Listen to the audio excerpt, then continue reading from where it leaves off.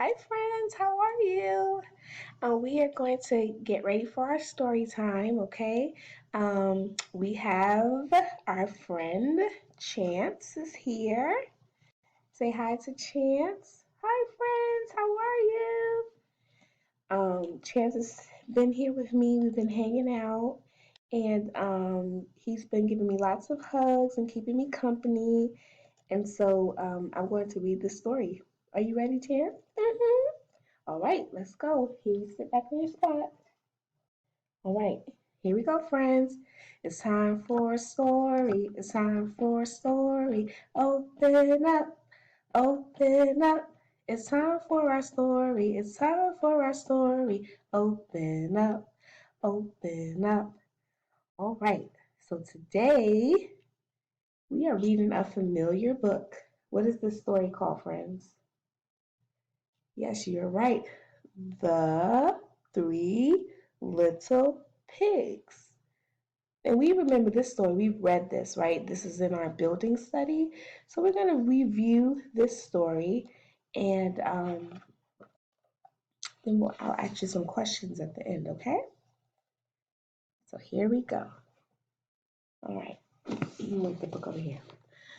Once upon a time, there were three little piglets, and they lived in a small, cozy home with their mother.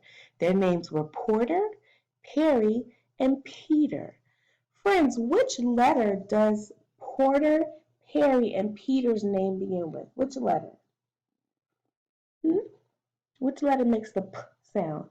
If you look closely at the book, you will see their name begins with the letter P. You are so right. Good job. Kiss your brain, friends.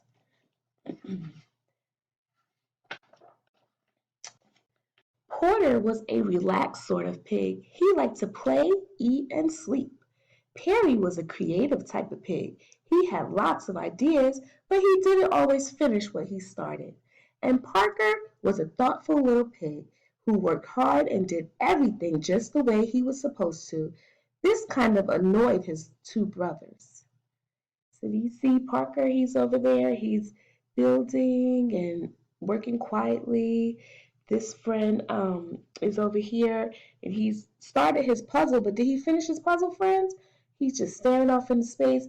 And then you have Port over there. He's just sitting on the couch, just laying down, eating his snack. Well, the three little piglets got older and older and bigger and rounder. One day their mother made a decision. You've grown too big for this little house, she said. It's time for you all to go off into the wild, wide world and build homes of your own. So the three little pigs packed their bags and got ready to leave their too cozy home. Any advice for us, Mother? Asked Parker. Why, yes, said their mother. Watch out for the no good big bad wolf who's always skulking around. So there they go. They're packing up and they're leaving.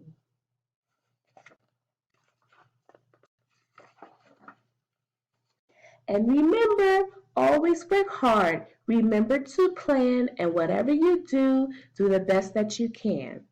That rhyme, friends. Always work hard. Remember to plan, and whatever you do the best that you can. Plan and can rhyme. The three pigs kissed their mother goodbye. Then they trotted out of the house, down the road, and out of the village. So there they go. They're leaving, going off to build their home. Before they had gone very far, they came to a big field of golden haystacks. You know, said Porter quickly, I think I'll build my house of straw. It's a nice color and the house will be easy to build. I'm not sure this is a good plan, said Parker. Will it be warm enough? Will it keep out the rain? What will happen when the wind is strong? Porter rolled his eyes. He's like, it'll be a great house, he said, and I'll still have time to play when I'm done. Then good luck to you, said Perry and Parker, and they continued down the road.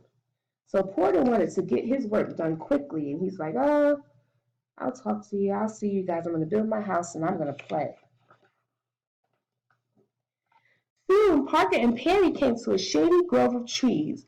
You know, said Perry, I think I'll build my house of logs. Logs are strong and I can paint them different colors. That sounds like a good plan, said Parker, if you finish what you start.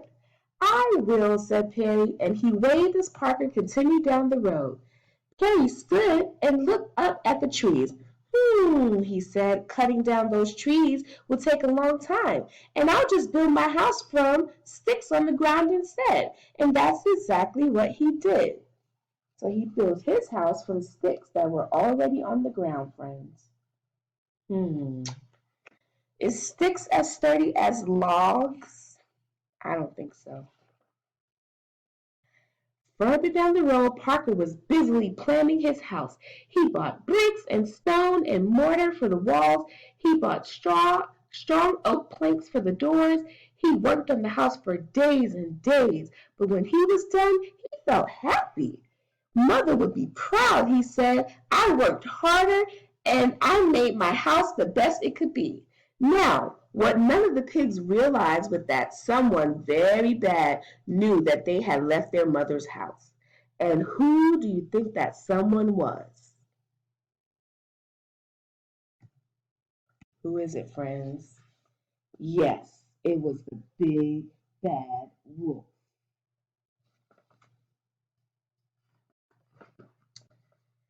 First, the wolf went to Porter's house. He saw bundles of hay held together by rope, and he saw Porter Pig outside napping in the sun.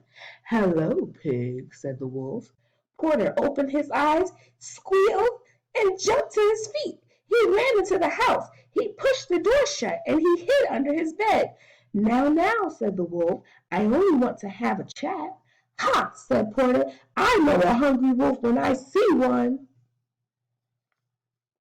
The wolf was trying to be sneaky and sly.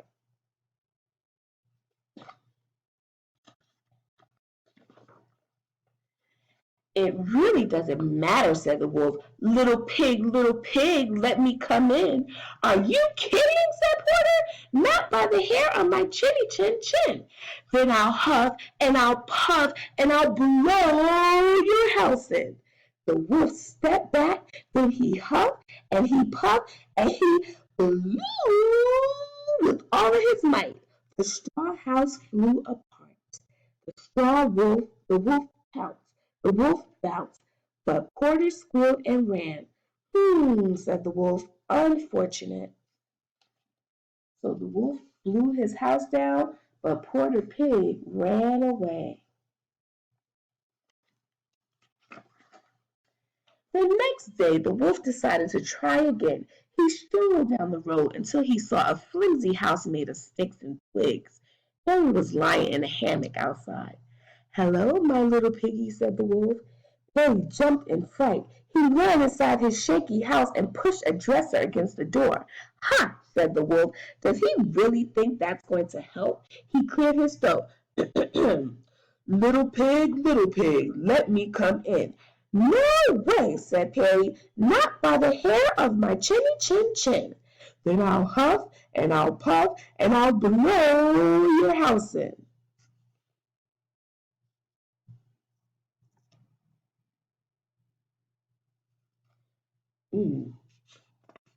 He looks very scared and worried, friends. You see the sweat that is going down his face? He's sweating. That's what happens when you worry or you're nervous. You start to sweat. The wolf stepped back. He took 2 puffs and 2 puffs, and then he blew with all of his might. Sticks and twigs swirled in the air. The wolf pounced. The pig bounced, and Perry squealed and ran. This just won't do, said the wolf.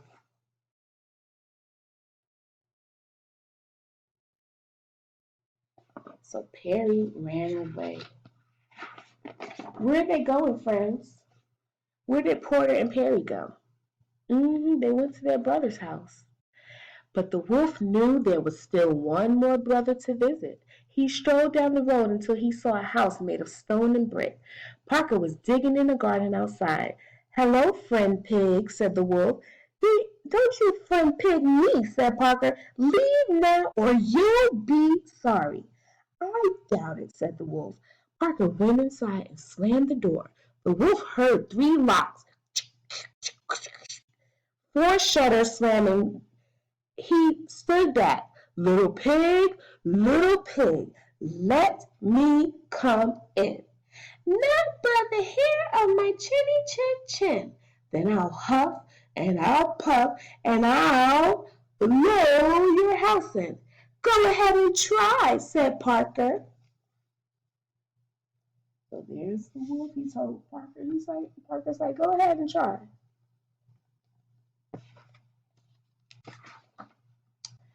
The wolf huffed at 3 times, he puffed 3 times, and he blew with all his might, but nothing happened. That's a surprise, said the wolf. Now he huffed 4 times, and he puffed 4 times, and then he blew again with all his might. Still nothing. The wolf tried again and again and again. This is not going at all the way I expected, he said. So the wolf thought it would be easy, just like it was at Porter and Perry's house, but it wasn't because Parker's house was strong and it was made of brick.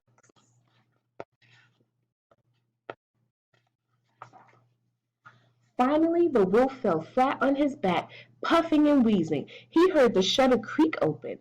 I knew my house would stand up to that no good wolf, said Parker.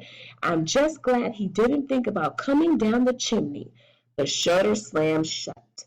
The chimney, whispered the wolf, springing to his feet. Of course. He sneaked to the side of the house and saw a pile of boxes stacked against the wall. This makes it even easier, he chuckled. He climbed up the box, he crept across the roof, then he jumped into the opening and slid down the chimney. Whoa, friends. Is he going to get in? Do you remember? Is he going to get into the house? But down below, water bubbled in a big black kettle that was hanging in the fireplace. Parker threw more wood onto the roaring fire. Here I come, little pig, said the wolf. You weren't so clever after all. Oh no, said Parker. The wolf landed in the kettle with a loud kerplunk. Water steamed and boiled around him. The wolf howled in pain and shot right back out the chimney. Look at Parker's laughing at the wolf. The wolf is in pain. He's like, oh.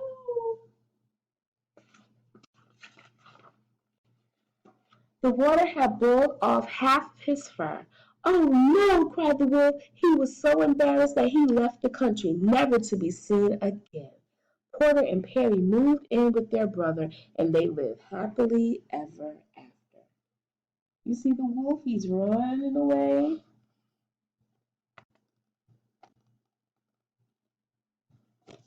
And that's the end. Friends, so whose house was the most sturdy? Whose house stood up to the wolf's huffs and puffs? Yes, it was Parker's house. Parker's house was the strongest house. If you were the 3 little pigs, what type of material would you have used to build your house? Would you have used straw?